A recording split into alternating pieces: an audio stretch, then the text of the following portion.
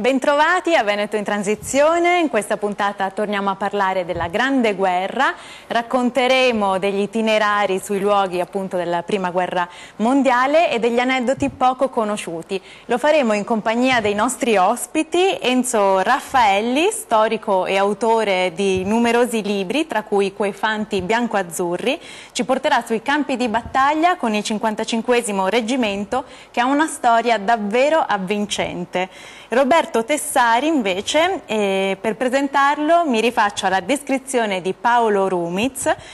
Tessari prepara oca per cena, è la sua specialità. Oca in onto si dice da queste parti. È 30 anni che fa il contadino senza usare veleni sul colle di Mondragon, ma la sua passione è la Grande Guerra. Non le ha dedicato solo libri fondamentali, la sa anche narrare come pochi, a voce calma, e quando ha i nipotini sulle ginocchia è il nonno delle fiabe che tutti vorrebbero. Benvenuto Roberto, benvenuto Enzo. Roberto, iniziamo con te. Quindi sei un appassionato di Grande Guerra, ma hai anche questo allevamento e il primo agriturismo aperto, fra i primi. Com'è nata la passione per la Grande Guerra? Fin da bambino. La prima visita a 12 anni sul Pasubio, dove si trovavano ancora le ossa dei caduti, e alle curve dei sentieri c'era la scritta o una croce dove depositare le ossa, che poi il cappellano le avrebbe raccolte. E soprattutto anche dai racconti dei miei genitori. Mio papà del Novecento ha fatto in tempo a vivere gli ultimi mesi della Prima Guerra Mondiale, e poi mia madre, sfollata dalla destra Piave a Forlì, mi raccontava che sua madre e suo padre aveva 3 fratelli al fronte, e guardava verso sera a nord e vedeva i fumi salire dall'altipiano, dal Grappa. Mi parlava di Novegno, di Grappa, di Montemaio. E quindi questo ti ha suscitato una passione per la tematica. Poi Roberto è autore di diversi libri, di diverse pubblicazioni, tra cui Agriturismo in prima linea, Dal Grappa al mare, Ospitalità e itinerari sui luoghi della Grande Guerra. Tra gli itinerari che racconti nei tuoi libri, qual è il tuo preferito? Beh, ecco, sul Montello c'è l'itinerario che del piano territoriale turistico della provincia di Treviso è stato chiamato la battaglia del solstizio. Diciamo, è un itinerario molto bello, perché praticamente segue da Nervesa la strada panoramica fin verso Ciano del Montello, quindi si è in continuo dialogo con il Piave, e permette lungo il tragitto, oppure con delle soste, per esempio a Santa Croce, e poi andando verso proprio il costone del Piave, ritrovare posti, fra l'altro di recente anche recuperati dall'Associazione della Battaglia del Solstizio. Quindi bunker, postazioni per lanciagranate e quant'altro. E poi c'è un sacco di cippi che guardandoli e studiando rievocano emozioni e storie di eroismi ormai passati alla leggenda. E tu Roberto, tra l'altro, hai avuto una bellissima collaborazione con il poeta Andrea Zanzotto, uno dei poeti più significativi del Novecento, e sei tornato appunto sul Montello, sui luoghi della memoria, e hai avuto dei dialoghi con il poeta che riporti poi in un tuo libro. Sì, nel terzo volume della Guida del Montello, il primo volume inizia parlando di Andrea Zanzotto e di Galateo in Bosco, che riecheggia il Galateo di Monsignor della Casa, proprio scritto negli stessi posti, e termino i 3 volumetti con la storia e il suggerimento di diversi itinerari tematici. Termino con Ritorno sul Montello con lui, in cui rivisito un'esperienza fatta nel 2008, una serie di pomeriggi in cui abbiamo fatto dei video, i luoghi topici, emblematici della storia del Montello e legati alle poesie di Galateo in Bosco, in preparazione di una serata alla presenza del Presidente della Repubblica. E questa sera abbiamo il piacere di mostrarvi in anteprima i video inediti del poeta Zanzotto. Vediamo il primo video. Anche questa breve poesia porta il titolo Che sotto l'alta guida. È uno dei momenti in cui l'alta guida prende un'aria meno orribile. O boschi non defoliati delle guerre di tanti anni fa, quando il ciliegio ai disperati urli e dal sangue opponeva un salto di qualità. Nell'ora che più intenta il suo banco squartava la battaglia, quando come a pidocchi si sentenziavano destini, neutrali a sé stavano le bestie piante della boscaglia. Com'è stato per il poeta Zanzotto tornare nei luoghi che hanno ispirato appunto le sue poesie, ma che chiaramente con il tempo sono cambiati notevolmente? È stata un'emozione fortissima, tant'è vero che il suo medico di fiducia, anche mio amico ancora dai tempi dell'università, mi ha detto: Roberto, non dagli ancora, si era nel 2008, morirà poi nel 2010 Andrea, non dagli più di queste altre emozioni. Io volevo nella primavera successiva fare delle altre uscite per riprendere invece non più il discorso della guerra ma dell'ambiente, sì, dei legami, delle iffe, dei funghi e quant'altro, e ho dovuto interrompere. E proprio nell'intervista, ecco, quando io gli ho detto: Andrea, mi pare che quei pomeriggi che abbiamo fatto a settembre 2008 siano stati molto duri per te. E lui dice: è terribile rivivere quello che avevo scritto nelle poesie, che a loro volta grondavano di partecipazione, e rivivevo il dramma dei crimini e non saprei dire esattamente quello che provavo, ecco.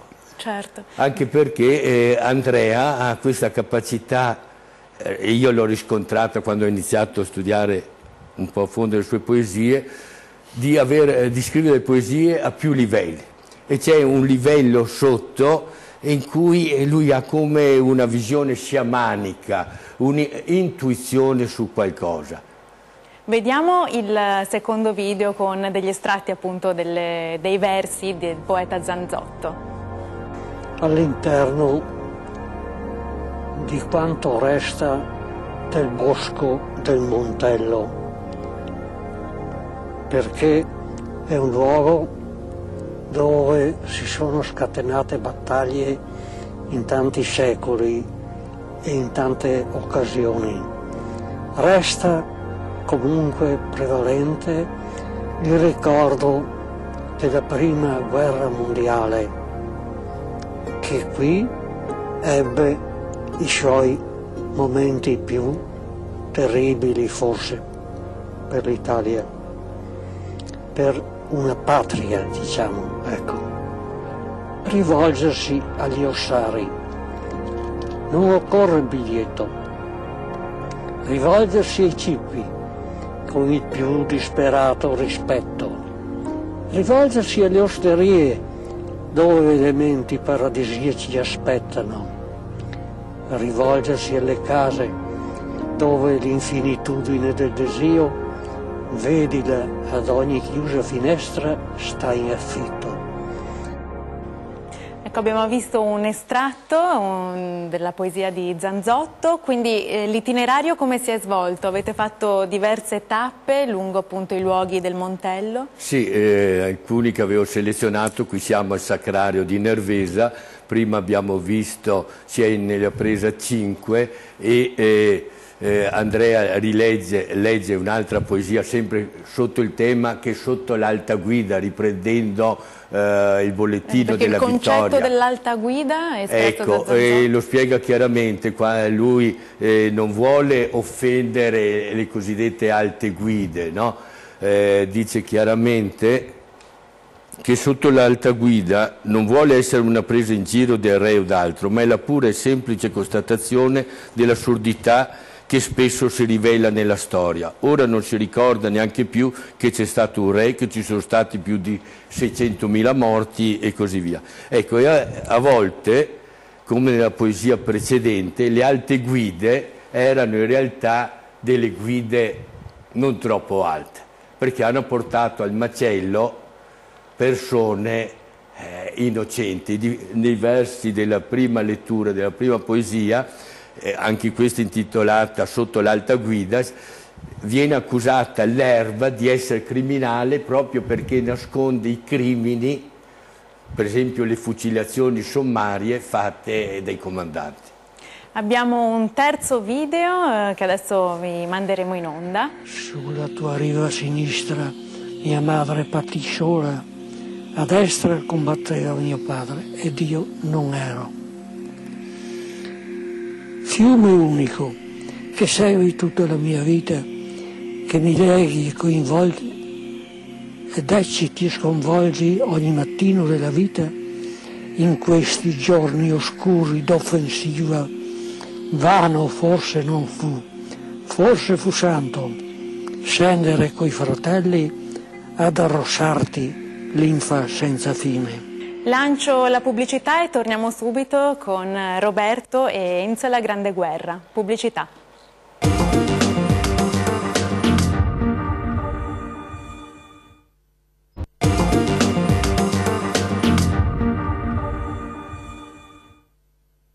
Bentornati, abbiamo sentito un estratto della poesia di Zanzotto.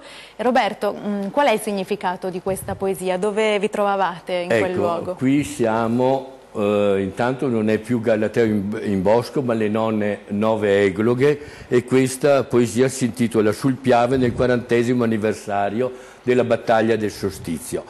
La località è Fontana del Buono, dove il 26 ottobre del 18 gli Arditi e la brigata Cuneo passarono il Piave e diciamo invasero il territorio, la sinistra Piave, il quartiere del Piave, Moriago della battaglia, Sernaglia della battaglia e così via. E il Piave in questo anno di occupazione, come io vorrei ricordare due versi detti da Andrea.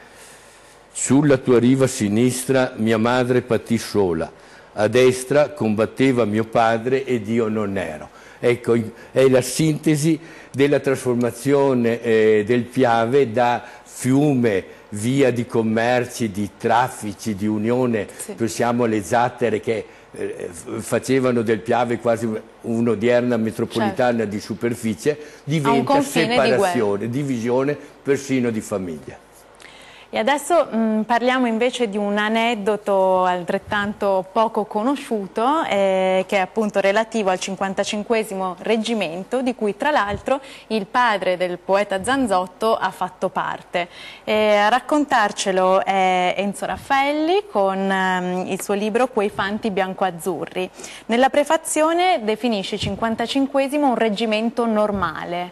Perché? Il reggimento normale perché intanto non ha la sua bandiera carica di medaglie come tanti reggimenti, anche se c'è subito da precisare che le medaglie si davano solamente quando l'azione riusciva. Se invece i soldati erano mandati praticamente allo sbaraglio, qua niente medaglia.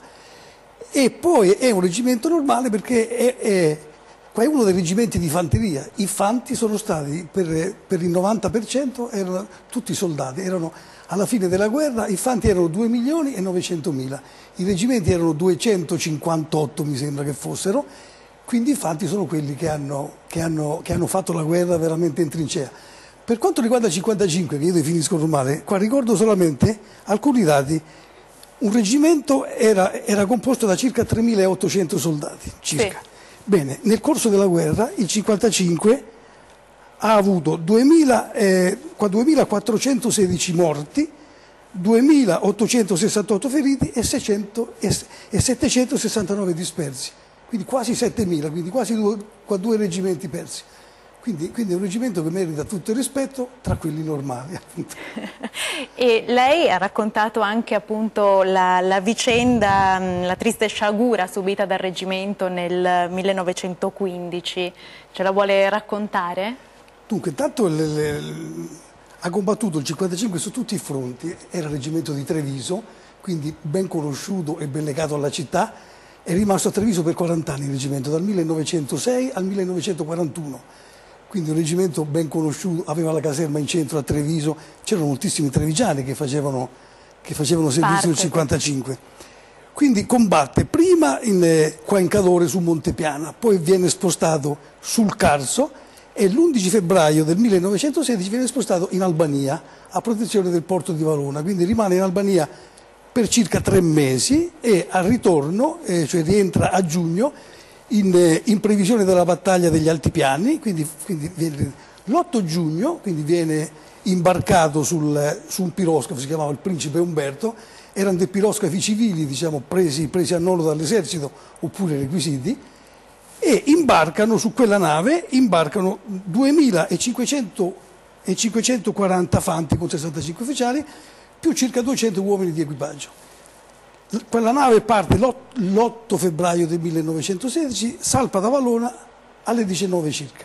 Dopo circa un'ora di navigazione, quindi aveva fatto 13-14 miglia, era ancora in rada all'uscita della rada di Valona, viene colpita da un siluro lanciato da un sommergibile austriaco.